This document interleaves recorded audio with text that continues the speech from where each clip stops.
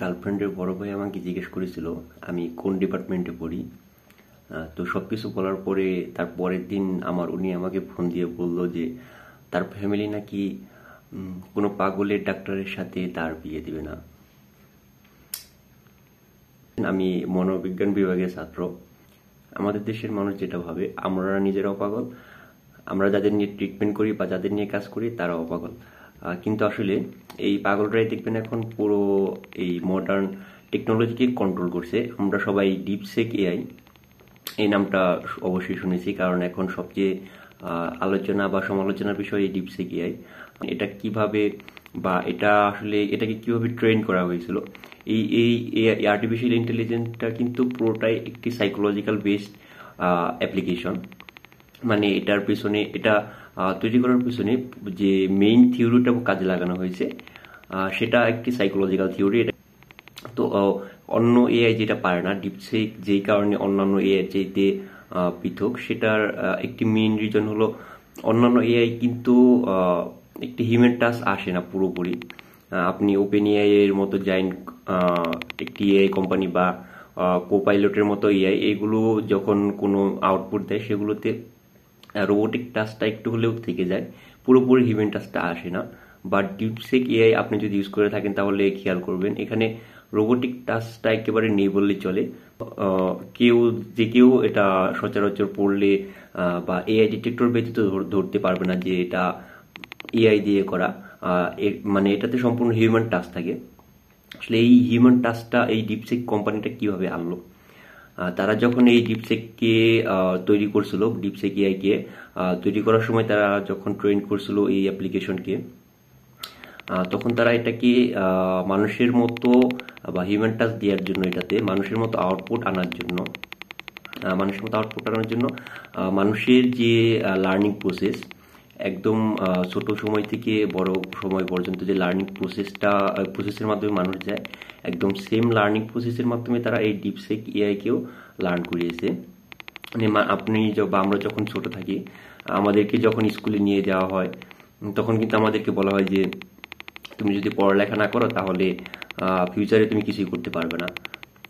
একটি একটি ভয় ঢুকিয়ে দেওয়া হয় আমাদের মধ্যে যে আমরা কিছু করতে পারবো না যদি পড়ালেখা না করি। এই ভয়ে আমরা পড়ালেখা করি।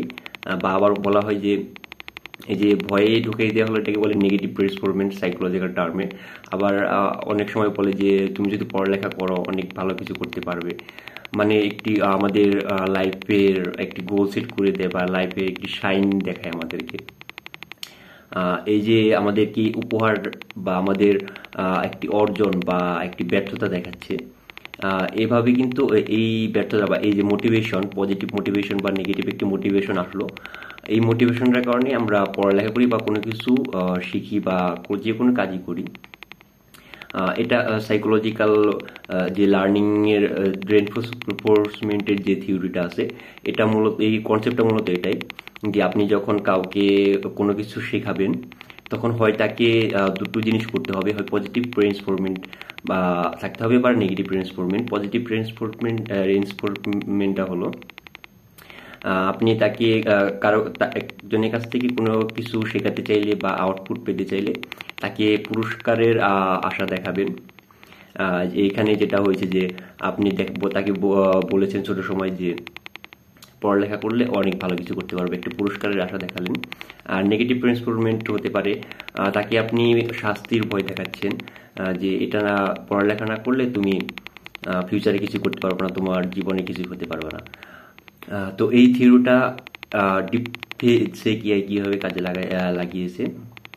তারা এআইকে যখন কোনো ইনপুট দিয়েছে এবং এআই সেটার আউটপুট দিয়েছে, তখন তারাও এআইকে একদম এই সেম প্রসিডিউরকে বলেছে যে একটি রেটিং দিয়েছে, একটা নাম্বার দিয়েছে। যখন হিউম্যান টাচের মতো বা একদম মানুষের মতো যতক্ষণ না হচ্ছে ততক্ষণ পর্যন্ত একটা নেগেটিভ নাম্বার দিচ্ছে। যে যখন মানুষের ধরেন আপনি এআইকে ডিপসিক এআইকে যখন ট্রেনিং করাচ্ছিল তখন কোনো কিছু কোনো কোশ্চেন জিজ্ঞেস করেছে, সে যে আউটপুটটা দিয়েছে সেটা মানুষের মতো হয়নি, একেবারেই হয়নি। তো তাকে নাম্বার দিয়েছে -1। তারপরে আরেকটু ভালো হয়েছে, তারপরে তাকে নাম্বার দিয়েছে +5। আরেকটু ভালো হয়েছে, তারপরে তাকে নাম্বার দিয়েছে 10। এইভাবে নাম্বার মানে রেইনফোর্সমেন্ট বা এই সাইকোলজিক্যালি থিওরির মাধ্যমে ডিপসিক এআইকে মূলত মানুষের মতো বা হিউম্যান টাচ আনার পিছনে এই কনসেপ্টটাই ইউজ করা হয়েছে। আপনি যদি ডিপসিক এআই এর ওয়েবসাইটে যান বা ডিপসিক এআই এর এটা কীভাবে তৈরি হয়েছে তাদের কোম্পানিতে যান, তাহলে সেখানে দেখতে পারবেন তারা এই কথাটি উল্লেখ করেছে যে তারা যখন ট্রেনিং করেছিল তখন এইভাবেই ডিপসিক এআইকে ট্রেনিং করিয়েছে। আপনারা আমাদের পাগল বলেন না যাই বলেন, সাইকোলজি ইজ এভরিওয়্যার। আপনি সাইকোলজি ছাড়া কোনো কিছুই করতে পারবেন না, সাইকোলজি ছাড়া আপনি কোনো কিছু থেকে সাইকোলজিকে এড়িয়ে যেতে পারবেন না। বর্তমান সময়ের কথা চিন্তা করুন, বর্তমানে আমাদের দেশে সবচেয়ে আলোচনার যে বিষয়বস্তু এই 11 বছরের একজন কিশোরী নিখোঁজের বিষয়টা। তো এখানে সাইকোলজি কিভাবে আসলো বলতে পারেন। তো আমি এখন যেটা নিয়ে কথা বলছি ডিপসিক এআই এর পিছনে যে কনসেপ্টটা আছে সাইকোলজির যে টার্মটা আছে, এখানে সেই টার্মও কোনো না কোনোভাবে কানেক্টেড। ধরেন এই যে সে যখন তার সেই কিশোরী যখন তার বয়ফ্রেন্ডের সাথে পালিয়ে যাচ্ছিল, তখন কিন্তু সে শুধু পজিটিভ দিকটা দেখেছে, মানে ফিউচারে তার উপকার বা সে কি তার জন্য কি ভালো হবে সেই দিকটা দেখেছে, মানে পজিটিভ রেইনফোর্সমেন্টটাই শুধু দেখেছে, বাট নেগেটিভ দিকটা বা নেগেটিভ রেইনফোর্সমেন্ট সেটা কিন্তু খেয়াল করেনি বা সেটা ভাবেওনি। যার কারণে মোটিভেশনটা একদিকে গিয়েছে, নেগেটিভ দিকে আসেনি।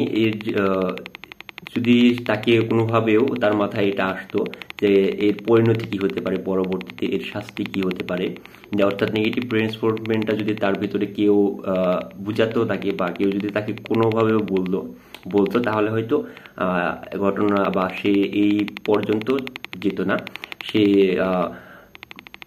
স্বাভাবিক মানুষের মতোই বড় হতো, এখানে বা এরকম একটা ঘটনা ঘটাতো না। তো এর জন্য আসলে আমাদের এডুকেশন সিস্টেমের পরিবর্তন দরকার। এডুকেশন সিস্টেমে সাইকোলজিক্যাল টার্ম বা আসলে good parenting, teacher good teaching, এই জিনিসগুলোতে অন্তত সাইকোলজিটা খুব ভালোভাবে ইনভলভ করা দরকার আমাদের সমাজের বা আমাদের সোসাইটির বর্তমান যে অবস্থা এটার উন্নয়নের জন্য।